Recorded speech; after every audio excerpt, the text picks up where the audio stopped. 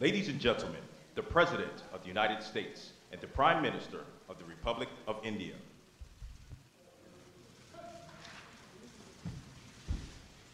Thank you.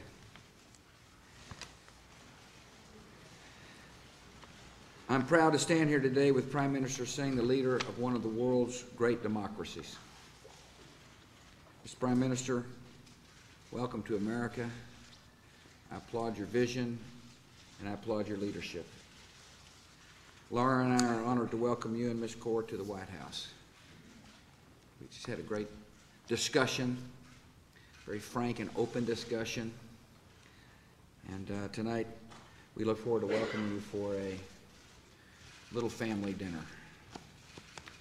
India and the United States share a commitment to freedom and a belief that democracy provides the best path to a more hopeful future for all people. We also believe that the spread of liberty is the best alternative to hatred and violence. Because of our shared values, the relationship between our two countries has never been stronger. We're working together to make our nations more secure, deliver a better life to our citizens, and advance the cause of peace and freedom throughout the world. The governments of India and the United States are working together to safeguard our people. We are charting new steps in our defense relationship through the recently signed new framework that will help our two nations work toward common security objectives. We're working together on counterterrorism to help protect our people and make the world a safer place. We're also committed to increasing the prosperity of the people of India and America alike. Today we announced the completion of the next steps in strategic partnership. Completing this partnership will help us further enhance our cooperation in the areas of civil nuclear, civil space, and high technology commerce. Last month we launched a reinvigorated U.S.-India economic dialogue to focus high-level attention on trade, finance, investment, and the environment. Prime Minister Singh and I are about to meet with business leaders from both our nations who have joined us here today for the inaugural meeting of the CEO Forum. The expertise of these private sector leaders will help our two governments build trade and increase investment for the good of our peoples. Cleaner energy resources, including nuclear power, are vital for the future of both our economies. We have begun a bilateral energy dialogue to find ways to work together in this important area. Our two nations also have a common interest in bettering the lives of people around the world. We are launching a disaster response initiative to better respond to future disasters, just not in Asia, but around the world. I appreciate Prime Minister Singh's leadership. He's a man who's committed to peace and liberty. I look forward to working with you, Prime Minister. I thank you for coming. The podium is yours. Thank you very much, Mr. President, ladies and gentlemen of the press. I would like to begin by thanking President Bush for the warmth of his hospitality and the wide-ranging discussions that we have had this morning with him. These discussions have been indeed very productive and focused on the future direction of a transformation in our multifaceted relations. I am happy that the President and I share the common goal of making this one of the principal relationships for each of our countries. The President's personal commitment to this relationship is deeply admired by the people of India. The support and goodwill of the friendly people of the United States in managing the transition from a developing country to a fast expanding economy is something we greatly welcome and greatly appreciate. The President's assurance to me that India's sustained economic growth has a strong support and support of the United States means a lot to us. The joint statement that we have agreed upon lays out the full potential of our multifaceted cooperation. The President has accepted my invitation to visit India at the earliest, and we are confident that the results of the understanding that we have reached today would be fully evident by then. Our partnership is one between vigorous and vibrant democracies, and we have agreed today to give expression to our shared values in a variety of ways. The President's steadfast determination and leadership in meeting the challenges of international terrorism is widely appreciated by us, in particular by all civilized men and women over the world. There can be no cause that justifies the killing of innocent and defenseless civilians.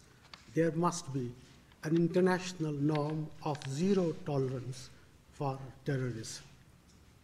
Meeting global challenges requires credible and effective global institutions. Today, the world is debating the reform of the United Nations. In our talks, President and I were of one mind that the contemporary reality must be fully reflected in the central organs and decision-making processes of the UN. India has a compelling case for permanent membership of the Security Council. We are convinced that India can significantly contribute to UN decision-making and capabilities. A growing Indian economy with an accelerated growth rate averaging about 6% to 7% in recent years, and its integration with the world economy would expand the scope for commerce, investment, and technological collaboration between our two countries. Shortly after this press interaction, the President and I will spend a few minutes with corporate leaders from both countries of the first meetings of the CEOs Forum. This forum includes some of the best business minds of our two countries. We have announced today a series of other initiatives designed to build a long-term, knowledge-driven partnership between India and the United States. These reflect the vision that the President and I have of our shared future.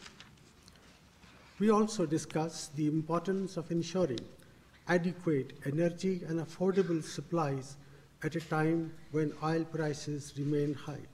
Both of us recognize that civilian nuclear energy has a greater role in meeting global energy demands. We in India have an ambitious and attainable national roadmap in this regard. We look forward to President Bush's strong leadership on these important issues. I must once again thank you, Mr. President, for the warmth of your welcome and for your deep and abiding personal commitment to the building of our partnership. I would now be glad to take your questions. Right, hold on a second. The way this is going to work, the way this will work is I'll call on somebody from the American side, and then the Prime Minister will do so, then I'll call somebody American, and the Prime Minister will do so. We'll answer 2 questions apiece, starting with Terry. Mr. President, you said you don't want to talk about an ongoing investigation, so I'd like to ask you, regardless of whether a crime was committed, do you still intend to fire anyone found to be involved in the CIA leak case? And are you displeased that Karl Rove told a reporter that Ambassador Joe Wilson's wife worked for the agency on WMD issues?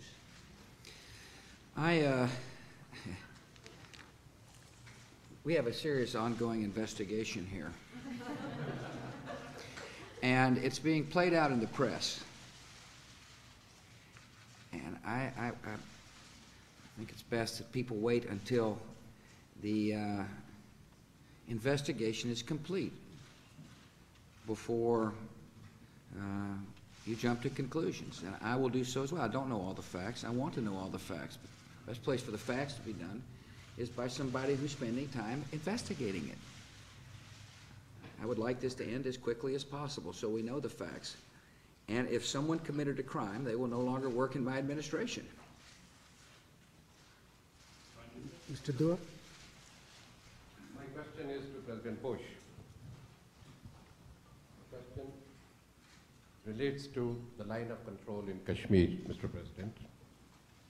President Clinton had made clear the U.S. policy that in the interest of peace, the sanctity of the line of control must be maintained by every side.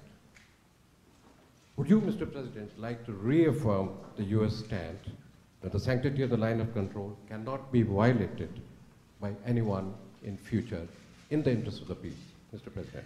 Well, U.S. policy's not changed. This problem will be solved by India and Pakistan. And our role is to encourage the leaders from both countries to work in good faith to solve this long-standing problem. And I am pleased with the progress being made, as should the people of India. I think the people of India ought to applaud strong leaders that are willing to work to achieve peace. And I think we have an opportunity to help facilitate the dialogue on this long-standing issue. But the truth of the matter is, in order for there to be a solution, the Prime Minister representing the great people of India and President Musharraf representing the people of Pakistan are going to have to come to a mutually acceptable agreement. To the extent we can help, we're more than willing to try to help. But we're not a party to the agreement, of course. And I'm hopeful that the progress achieved thus far can be continued. And I applauded the Prime Minister in my private meeting with him for taking a step toward peace. Adam. Yeah, thanks. Thank you, Mr. President. We understand you are now close to a decision on a Supreme Court nominee. Really? It's amazing how Washington works, Mr. Prime Minister. Have you narrowed down the list and met with finalists? Will you now share the list with Senate leaders to avoid a confirmation battle as Democrats have proposed? Well, thank you for telling me where I am in the process. I appreciate that. We've consulted with the Senate. We will continue to consult with the Senate. I, of course, am the person that picks the nominee, and they get to decide whether or not the nominee gets confirmed. That's the way it has worked in the past. That's the way it's going to work in this administration. And, of course, I'm reviewing a different candidate. I'm reviewing their curriculum vitae as well as their findings. I will sit down with some and talk to them face to face, those who I have not known already. I've got some people that perhaps in contention that I've already spent time with, that I know. In other words, I'm familiar with some of the people that are being speculated about in the press. And so I don't need to interview those. But of course I'm going to take a very thorough approach at what they're referring to as a Supreme Court vacancy. And this is a really important decision. And I'm going to take my time, and I will be thorough and deliberate. But make no mistake, we've heard a lot of suggestions from members of the United States Senate.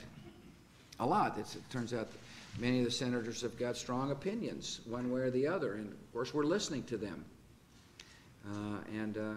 But my desire, Adam, is to get this process moving so that someone will be confirmed, whoever he or she is, will be confirmed by October. And if that's the backstop, we're working back to try to accommodate the Senate and their desire. Part of the consultation was to ask the senators, what's it take to get somebody in place by the October session? And thank you for your question, and thank you for telling me how close I am to or at least indicating what Ravi? others think. Ravi? Mr. Prime Minister, you have sought the removal of restrictions on nuclear and high technology supplies to India. After the meeting with President Bush, how do you see the prospects in this area? Well, I think we have had a very constructive and productive meeting, and as you would see from the joint statement, this issue has been addressed in a manner which gives me great satisfaction. And I thank the President for his personal role and interest in facilitating a solution to this complex problem. Mr. Prime Minister, thank you. Very good job. Well done. Thank you, sir.